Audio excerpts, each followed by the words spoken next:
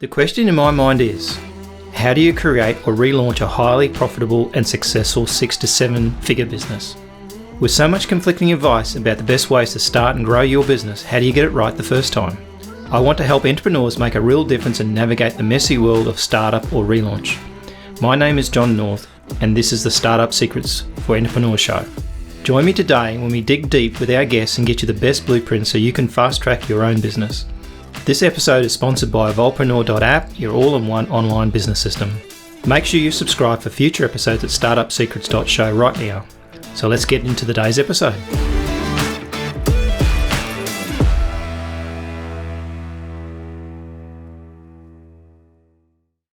Hi, my name is Ryan Lavelle. I've just appeared on the Startup Secrets show with John, and we had a good talk about where the world is going in the context of blockchain, cryptocurrency, energy, and disruption. You should check it out.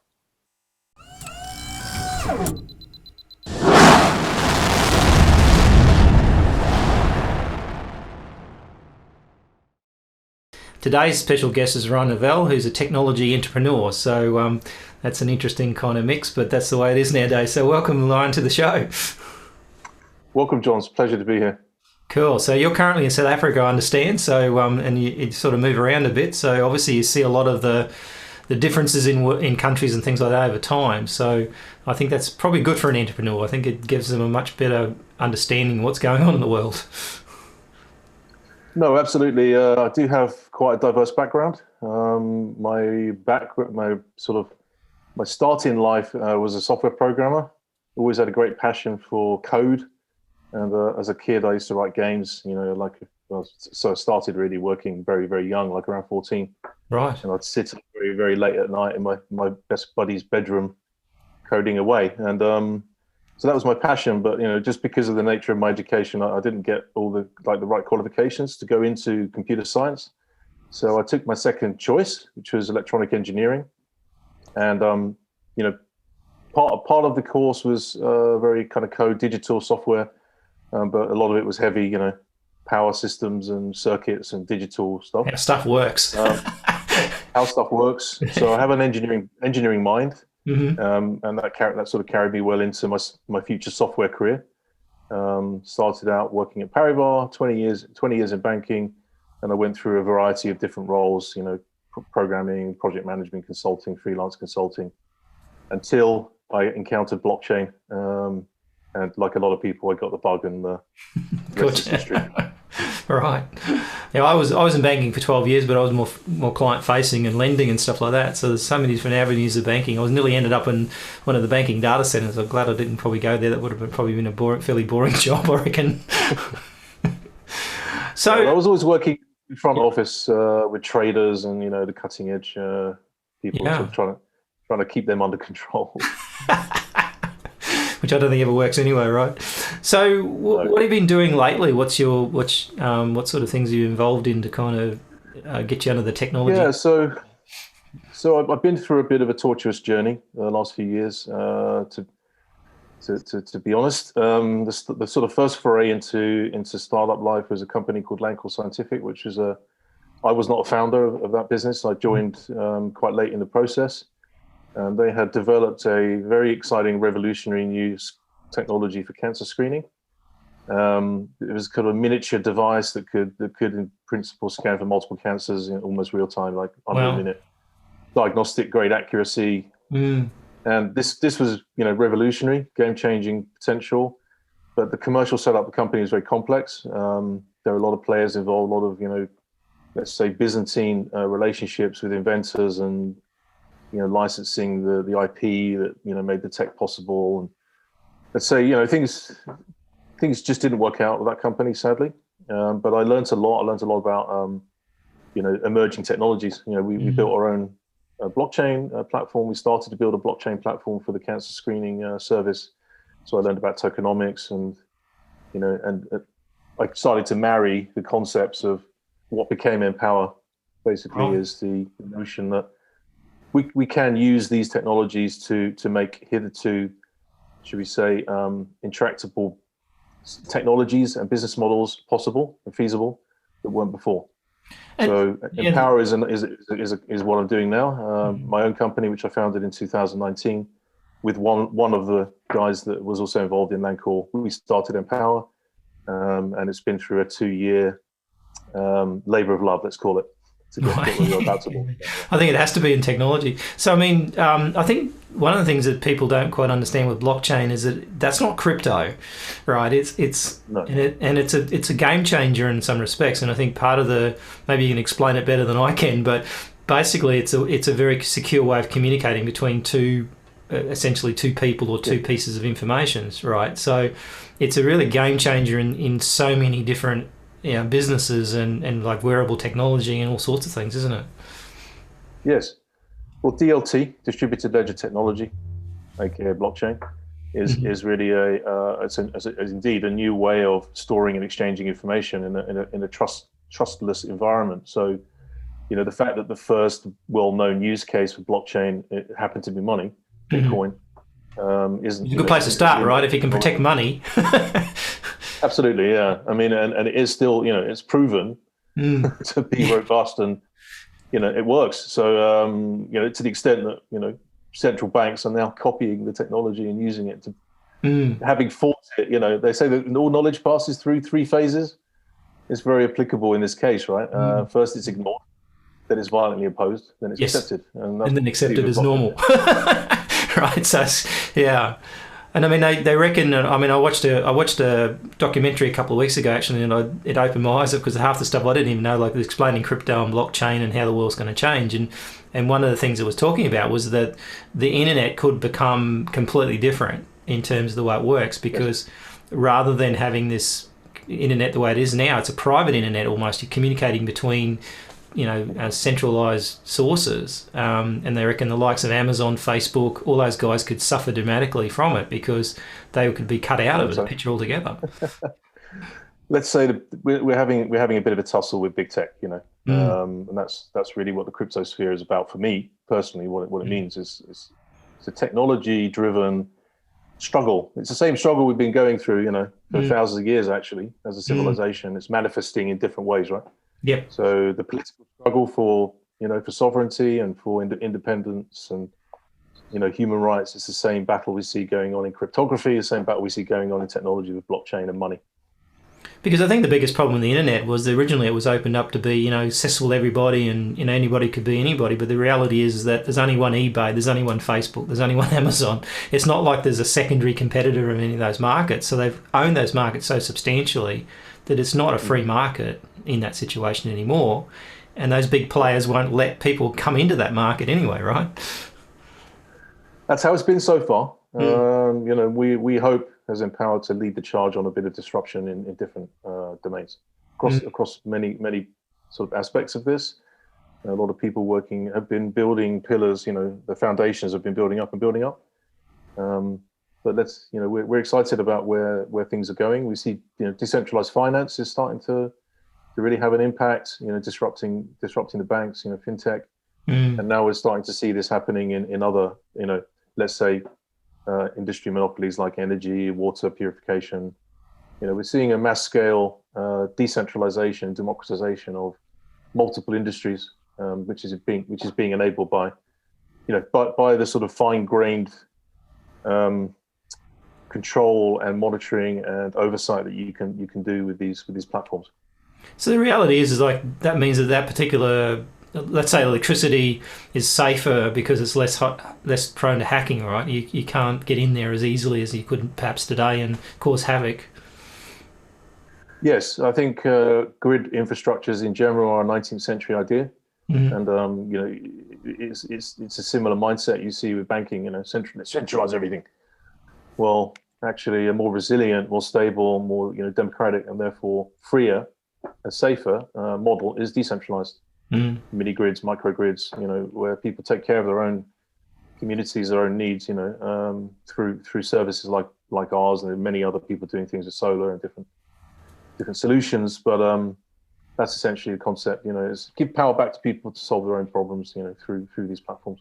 Right. And I mean, the funny thing about it is when people talk about the cloud, it's just someone else's computer. Like they see they're sort of like they want to make you feel like it's somewhere in the cloud, but the reality is nothing in the cloud. It's on someone else's computer. That's all you're storing that data on someone else's computer, right? It's not floating around. And that's sort of the concept behind Web3. I don't know if you've looked at the Web3 ecosystem and the initiative, Tim Berners-Lee, and what they're trying to do to re-architect the internet. Yeah, that's very much in that paradigm. Yeah. And Power is very much aligned with that paradigm. So we are working with that, with that ecosystem, and also their technology, the substrate chain.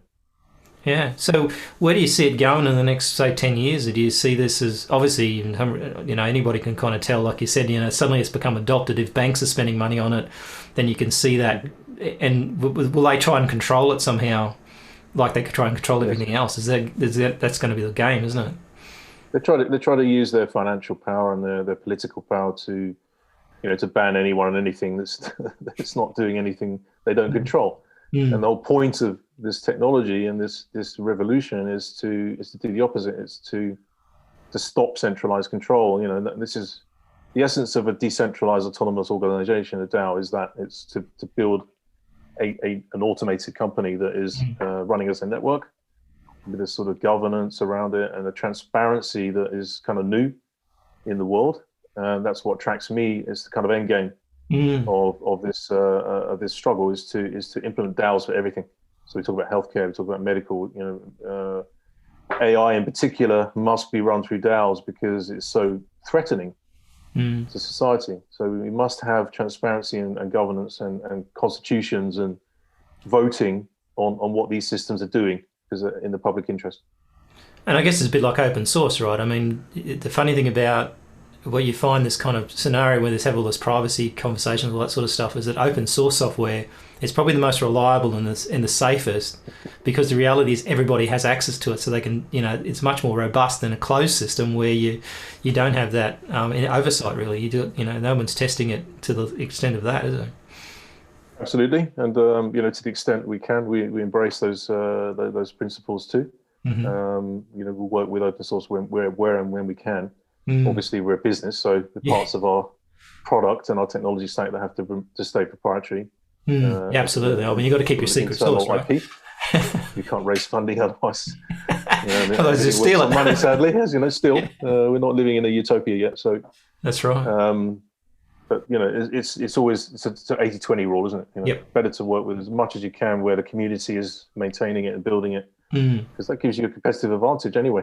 Yeah, probably more nimble. So the modern entrepreneur now, where do they see themselves in this blockchain thing? Where's the opportunities for the the run of the mill kind of entrepreneur? How do they get?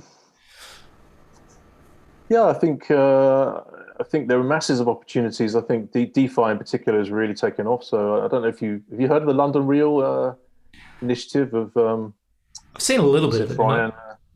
Yeah, so it's becoming mass market. So there's a lot of companies starting up in that space, especially in the DeFi space right now. But the next wave is going to be, as I said, the utilities and stuff that Mpowa is starting to tickle around with energy. And I think the first thing to do in blockchain is dip your toe. It's to understand the ecosystem. It's trade it.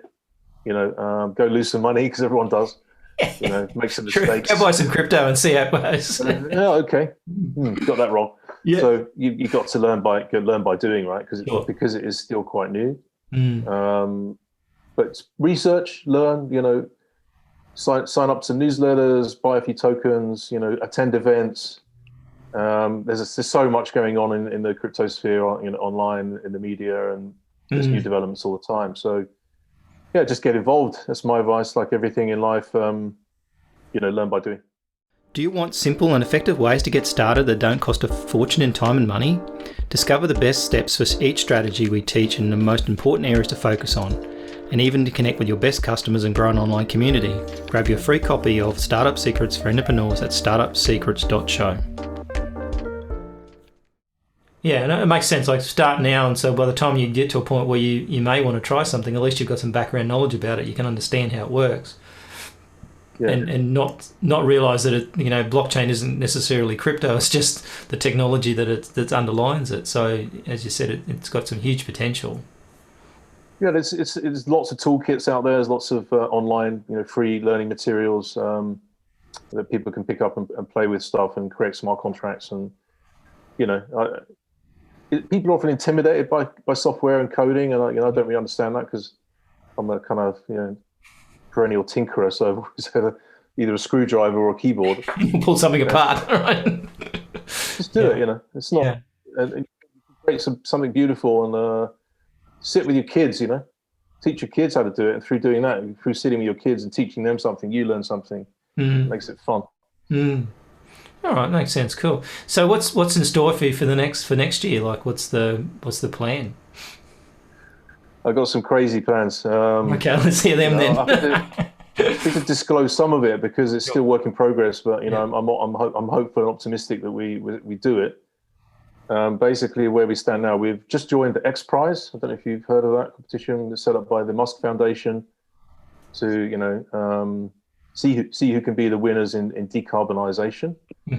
We've created, we've kind of branded our entire proposition, our platform, as called Decarbonizer, which is a SaaS platform specifically designed to allow both, Joe Public investors and the big corporates to get involved, working together, right? Not fighting each other anymore. Right, okay. We've all got a collective That's like a plan. problem. We've got to solve the problem together. Yes. That we've created it together, so we're going to have to solve it together.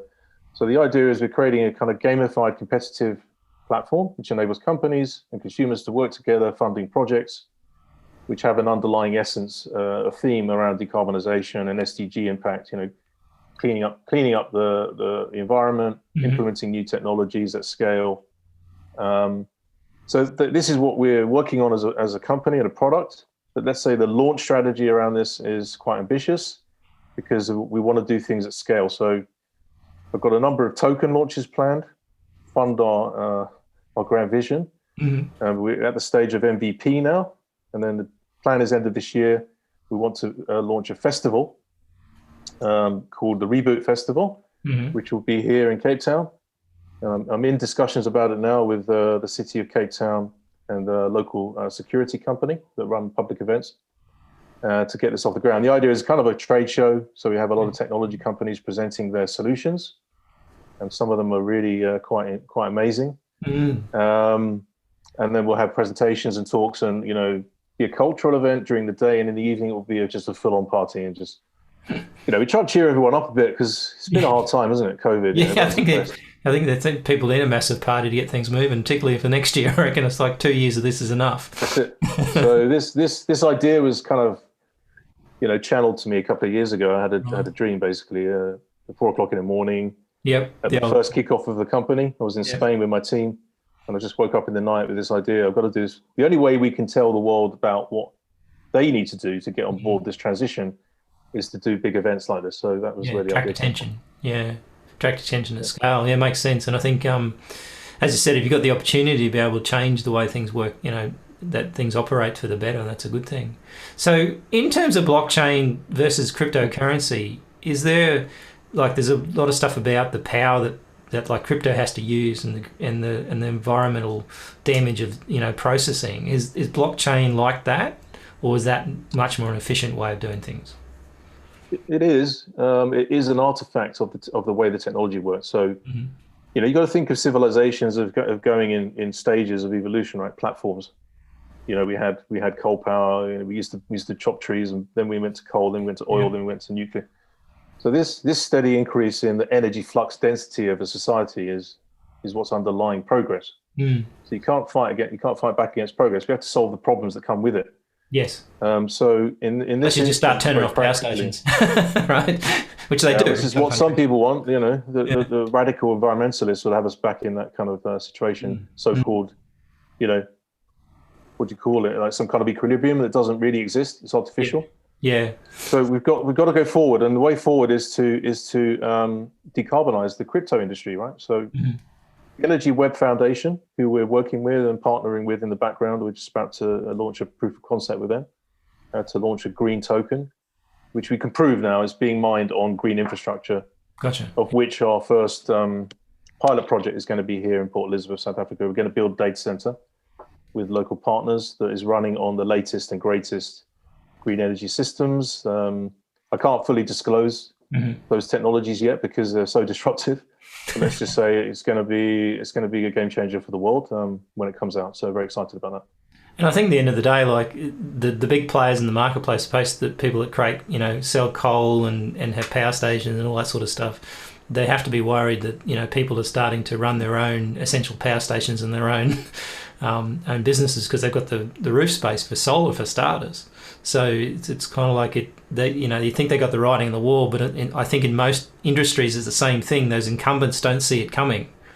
It's someone out from the outside. Look at the.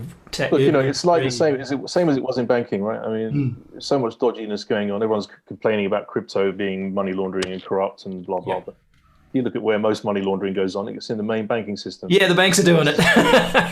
I mean, in Australia, I think Westpac got fined 1 million transactions for money laundering.